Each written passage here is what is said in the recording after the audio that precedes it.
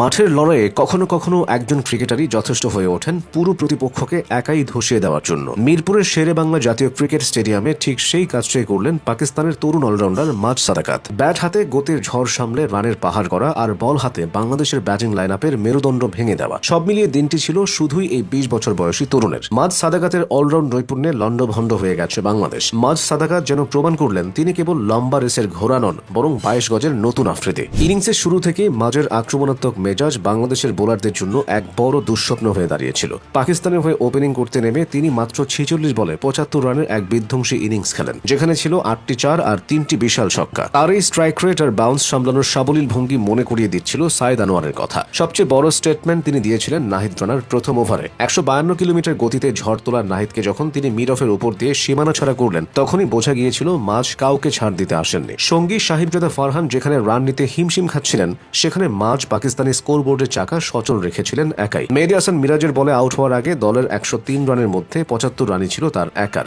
Bat হাতে তাণ্ডব চালিয়ে কাজ শেষ করেননি মাঝ। বাংলাদেশের ব্যাটিং এর সময়ও বাধা হয়ে দাঁড়ালেন মাজ সাদাকাত। লিটন দাস যখন হারিস রফকে তুলুধুনো করে একাই লড়াই চালাচ্ছিলেন, তখন মাঝ তার নিয়ন্ত্রিত বাঁহাতি স্পিন দিয়ে ব্রেক থ্রু এনে দেন। এরপর একে একে আরো দুটি উইকেট তুলে নিয়ে বাংলাদেশের ব্যাটিং লাইন আপকে 114 রানে গুটিয়ে দিতে বড় ভূমিকা রাখেন। ম্যাচ শেষে তার বোলিং ফিগার ছিল মাত্র 23 রানে 3 উইকেট। তবে মাজ সাদাকাতের এই উত্থান মোটেও আকস্মিক নয়। খাইবার পাখতুনখোয়ার এই ছেলেটি বয়সভিত্তিক ক্রিকেটে 5 উইকেট নেওয়ার মাধ্যমে নিজের সামর্থ্য বুঝিয়েছিলেন অনেক আগেই। ঘরোয়া ক্রিকেটে ঢাকা প্রিমিয়ার লিগে সিটি ক্লাবের হয়ে খেলার সুবাদে মিরপুরের এই উইকেট তার বেশ চেনা। ডিপিএল অভিষেকেই 65 রান আর উইকেট নিয়ে ম্যাচ সেরা হয়েছিলেন তিনি। সেই অভিজ্ঞতাই কাল তাকে বাংলাদেশের বোলার ও ব্যাটারদের উপর আধিপত্য বিস্তার করতে সাহায্য করেছে। তবে মাজ সাদাকাতের এই উত্থানটা কিন্তু হুট করে নয়। জাতীয় দলের জার্সি গায়ে তোলার আগে ইমার্জিং এশিয়া কাপে তিনি ছিলেন এক অপ্রতিরোধ্য নাম। সেই টুর্নামেন্টে চাপের মুখে তার ব্যাটিং আর মাঝের ওভারে উইকেট শিকারী বোলিং নির্বাচকদের চোখে আঙুল দিয়ে দেখিয়ে দিয়েছিল মাঝ তৈরি হয়ে এসেছেন। ইমার্জিং এশিয়া কাপে তার স্ট্রাইক রেট আর বড় দলগুলোর বিপক্ষে বুক চিতিয়ে লড়াই করার মানসিকতা দেখে বিপিএল এ নোয়াখালী ডিরেক্ট সাইনিং করেই দলে নিয়েছিল তাকে।